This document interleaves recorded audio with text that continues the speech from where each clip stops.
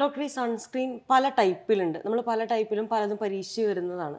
അപ്പോൾ സൺസ്ക്രീൻ ഒരാളെങ്ങനെയാണ് പ്രോപ്പറായിട്ട് കണ്ടുപിടിക്കുക? അത് ഏത് ടൈപ്പിലാണ്? എങ്ങനെയാണ് അപ്ലൈ ചെയ്യുക? സൺസ്ക്രീൻ പല ടൈപ്പിലുണ്ട്. അത് നമ്മൾ ചൂസ് ചെയ്യുന്നത് സ്കിൻ ടെക്സ്ചറും സ്കിന്നിൻ്റെ ക്വാളിറ്റി ഒക്കെ അനുസരിച്ചിട്ടാണ്. കാരണം നമുക്കിപ്പോൾ അവൈലബിൾ ആയിട്ടുള്ള സൺസ്ക്രീൻ എന്ന് പറയുമ്പോൾ ഫിസിക്കൽ സൺസ്ക്രീൻസ് ഉണ്ട്, കെമിക്കൽ സൺസ്ക്രീൻ, പിന്നെ അതേപോലെ തന്നെ പല ടിൻറ്റഡ് സൺസ്ക്രീൻസ് ഉണ്ട്. ഇതിൽ തന്നെ UVA, UVB പ്രൊട്ടക്ഷൻ തരുന്നതുണ്ട്. പിന്നെ PA അങ്ങനത്തെയൊക്കെ പ്രൊട്ടക്ഷൻ ഇത് ബ്രോഡ് സ്പെക്ട്രം ആയിട്ടുള്ളൊക്കെ ഉണ്ട്. അപ്പോൾ അത് മെയിൻലി നിങ്ങളുടെ ലൈഫ് സ്റ്റൈൽ എങ്ങനെയാണ്, നിങ്ങളുടെ സ്കിൻ ടെക്സ്ചർ എങ്ങനെയാണ്, നിങ്ങൾ കൂടുതൽ സമയം പുറത്ത് പോകുന്നതാണോ, അതേപോലെ തന്നെ കൂടുതൽ സമയം സ്ക്രീൻ ടൈം ഒക്കെ ഉള്ള ആണോ എന്നൊക്കെ നോക്കിയിട്ടാണ് നമ്മൾ ഈ സൺസ്ക്രീൻ നിങ്ങൾക്ക് സജസ്റ്റ് ചെയ്ത് തരുന്നത്.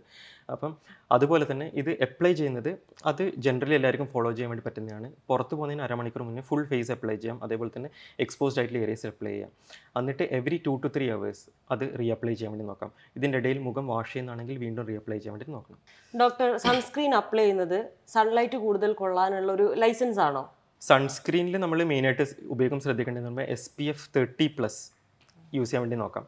30+ എന്ന് പറഞ്ഞാൽ 30 മുകളിലുള്ള ഇപ്പം 40 അവൈലബിൾ ആണ്, 50+ ഉണ്ട്, 80+ വരെയുള്ള സൺസ്ക്രീൻസും ഇപ്പം അവൈലബിൾ ആണ്.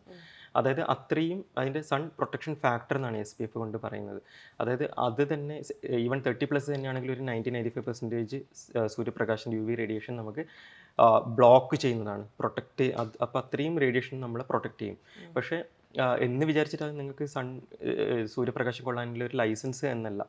ഇത് സൂര്യപ്രകാശം കൊണ്ടുണ്ടാകുന്ന പല കണ്ടീഷൻസ്, പല ഡിഫിക്കൽട്ടീസ്, അതിപ്പം സ്കിൻ ഏജിങ് ആവാം, അല്ലെങ്കിൽ ഈവൻ സ്കിൻ ക്യാൻസേഴ്സ് വരെ, ഫൈൻ ലൈൻസ് ഒക്കെ ഉണ്ടാകുന്നത് വരെ അത്രയും പെർസെൻറ്റേജ് UV റേഡിയേഷൻ ബ്ലോക്ക് ചെയ്യുന്നതിലൂടെ നിങ്ങൾക്ക് അതിൽ നിന്ന് പ്രിവെൻഷനാണ് കിട്ടുന്നത്.